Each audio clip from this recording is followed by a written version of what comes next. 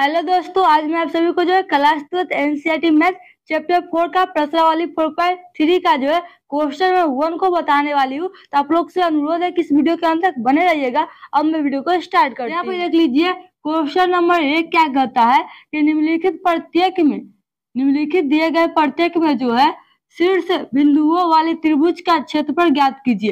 यानी कि जो आपका शीर्ष बिंदु दिया गया है उससे जो आपको त्रिभुज का क्षेत्रफल ज्ञात करना है।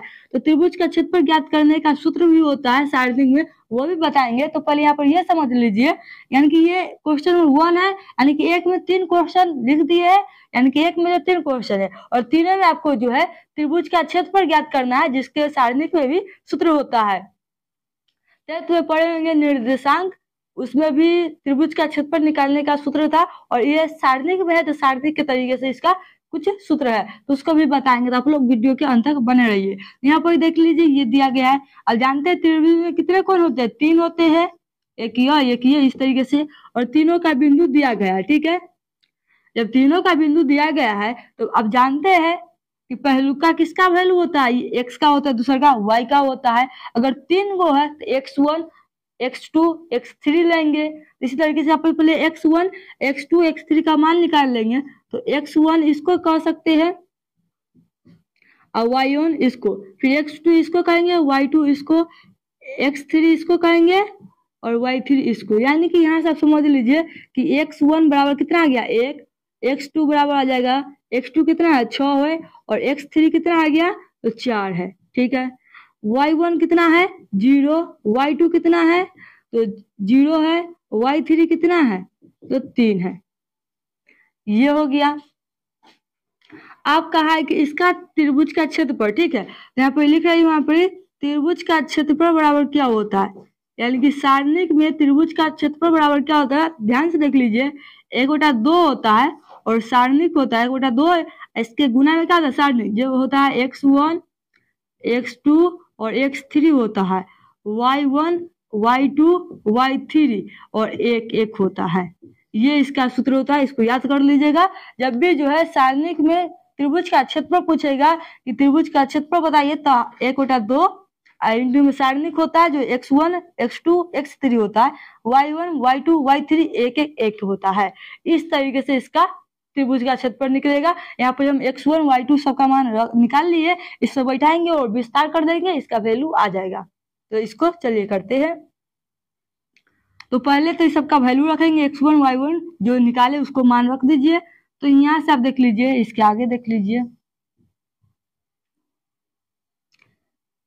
क्या है? 1/2 है, सारणी का x1 का मान है 1 6 4, सबका मान रख देंगे।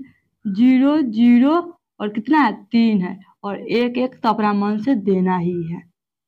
विस्तार कर दीजिए आप, जे में 0 की संख्या ज्यादा है उसे विस्तार कर देंगे, इसमें 0 की संख्या ज्यादा तो C2 से विस्तार। तो 1/2 बराबर आइकिट, और 0 0 का मान तो 0 ही आएगा, इसलिए 3 ले लीजिए इंटू में, इसके आगे पीछे सामने हट जाएगा। 1 में 1 से गुना किए 1 माइनस 6 में 1 से गुना 6, देखिए 1/2 आ गया बराबर आइकिट, इसमें गुना कर लेंगे तो 6 माइनस 1 -5 -5 गुना कर -15 आ गया। ठीक है, अब देखिए 1/2 इंटू में -15, इस तरीके से मोड लग जाएगा तो कितना आ जाएगा? 15/2 हो जाएगा, क्योंकि मोड लगने के बाद माइनस हट जाता है। आप जानते हैं कि क्षेत्रफल क्या होता है? वर्ग में होता है, तो वर्ग इकाई इसका कितना आ गया? 15/2 इसका वर्ग इकाई निकल के आएगा। तो इस तरीके से जो आप त्रिभुज का क्षेत्रफल ज्ञात कर सकते हैं। तो क्वेश्चन नंबर 1 आपको समझ में आ गया होगा। क्वेश्चन नंबर 1 का 1 आपको समझ में आ गया होगा। अब 2 नंबर क्वेश्चन को देखेंगे तो फिर से उसको समझ लीजिए। जब भी कहा जाए कि दिए गए शीर्ष बिंदुओं का वाले त्रिभुज का क्षेत्रफल ज्ञात कीजिए, तो आपको जो है जो दिया गया बिंदु है ना, उसमें पहले एक्स वाई, अगर 3 गो बिंदु दिया गया है तो समझ लीजिएगा उसमें x1 होगा, x2 होगा, x3 होगा और i1 i2 i3 होगा। पहलुका वाला को x1 इस बिंदु में देखिए, पहला बिंदु में देखिए 1 और 0 है। तब जानते हैं 10th क्लास से ही पढ़ते आते हैं कि जो सबसे फर्स्ट में होता है वो x का मान होता है और जो लास्ट में होता है y का वैल्यू होता है। तो x1 y1 कर लिए, इसका x2 y2, इसका x3 y3 मान निकालने का बाद याद रखिएगा त्रिभुज का क्षेत्रफल बराबर होता है 1/2 सारणिक होता है x1 x2 x3 y1 y2 y3 एक एक एक होता है, लाइन से एक एक होता है। ये होता है इसका सूत्र। अभी चलिए इसको मिटा रही हूँ, अब क्वेश्चन में 2 को बनाएंगे। इसमें x1 का मान 1 हो गया, 2 और y1 हो गया ये x2 y2 x3 y3। इसी में लिख दी हूँ, आप लोग इस तरीके से सजा कर लिख लीजिएगा। चलिए त्रिभुज का क्षेत्रफल,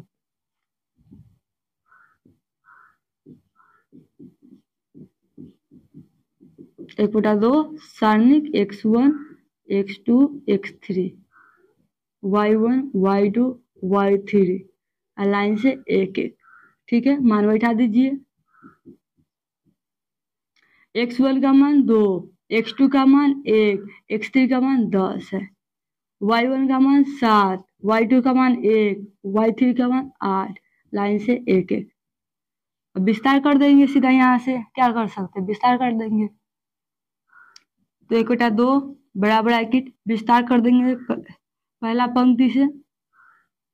ठीक है, तो 2 के सामने इधर ये हट जाएगा, 1 1 8 1 बचा, 1 भी 1 से गुना 1 माइनस 8, माइनस में 7 आ जाएगा इंटू, इसके सामने ये हट जाएगा, आगे पीछे हट जाएगा, तो ये और ये बचा, 1 में 1 से गुना 1 माइनस 10, प्लस में अब 1 हो जाएगा इंटू में ये सामने ये हट जाएगा, इसके ये और ये बचेगा, 8 में 1 से गुना 8 माइनस 10।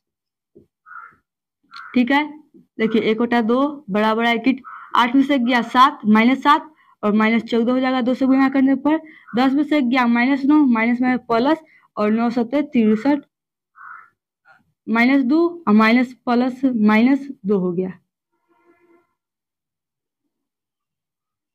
नीचे नहीं दिखाई देता होगा इसलिए ऊपर देखिए, अब 1 बटा 2 है बराबर ब्रैकेट है और माइनस माइनस प्लस होता है इसलिए माइनस में 16 हो गया प्लस 63 है, घटकर कितना जाएगा, तो 1 बटा 2 इंटू में 3 में से 6 जाएगा तो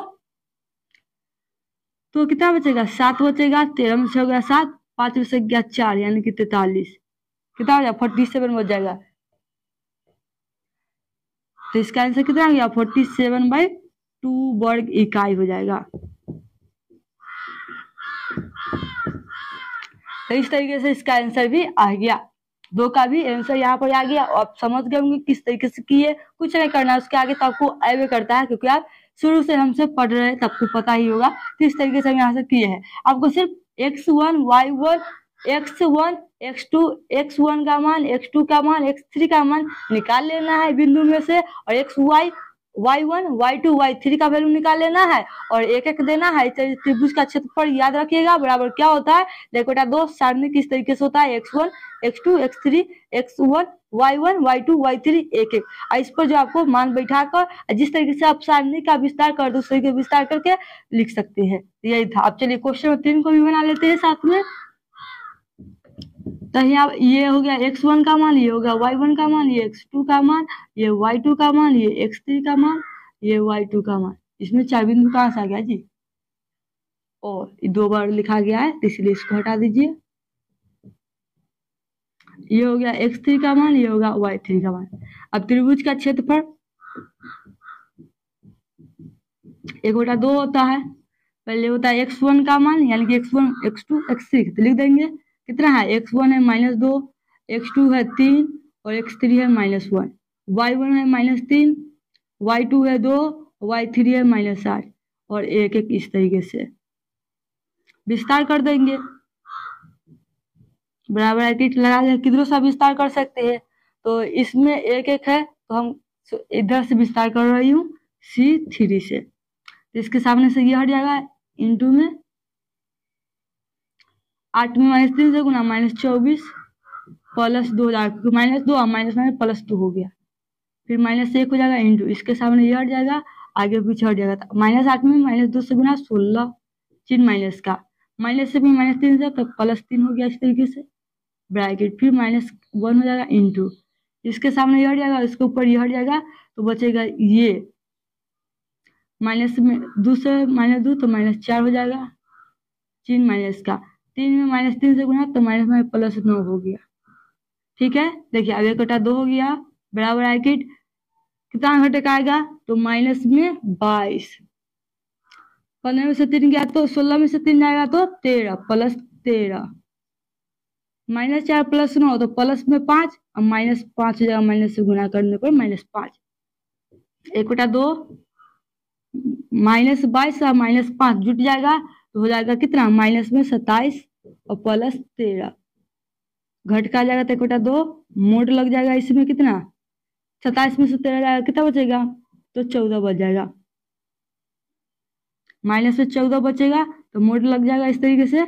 और क्या होता है, माइनस कॉमन हो जाएगा, मोड लगता है तो माइनस हट जाता है, 2 से 14 कट जाएगा 7 वर्ग में, यानी कि 7 वर्ग इकाई इसका आंसर आ जाएगा। क्योंकि क्षेत्रफल जो है माइनस में नहीं आता, इसलिए मोड लगा के उसका माइनस हटाना पड़ता है। ठीक है जी। तो यहाँ पर आप समझ गए होंगे कि किस तरीके से हम त्रिभुज का क्षेत्रफल निकाले हैं। तो इस तरीके से जो आप बिंदुओं से त्रिभुज का क्षेत्रफल ज्ञात कर सकते हैं सारणिक में। कुछ नहीं करना था, सिर्फ आपको इतना पता कर लेना है कि कौन x1 है, कौन x2 है और कौन x3 है। उसका तो ये फॉर्मूला जरूर याद कर दीजिएगा। त्रिभुज का क्षेत्रफल बराबर होता है 1/2 यानी कि हाफ x1 x2 x3। फिर दूसरा का स्तंभ में y1 y2 y3 और तीसरा का स्तंभ में 1 होता है। इसका मान बैठा देना, उसका विस्तार जिस तरीके से आप करते आए हैं उस तरीके से विस्तार कर दीजिएगा, आंसर आपका आ जाएगा। जैसे माइनस में आएगा इसका वैल्यू तो उसमें मोड लगा दीजिएगा, प्लस में हो जाएगा। ठीक है, तो हमें उम्मीद है कि आप लोगों को जो है त्रिभुज का क्षेत्रफल ज्ञात करने आ गया होगा। यदि वीडियो अच्छे लगे हैं तो लाइक कर दीजिए, शेयर कर दीजिए और कमेंट में जरूर बताइएगा वीडियो कैसा लगा है। Thanks for watching.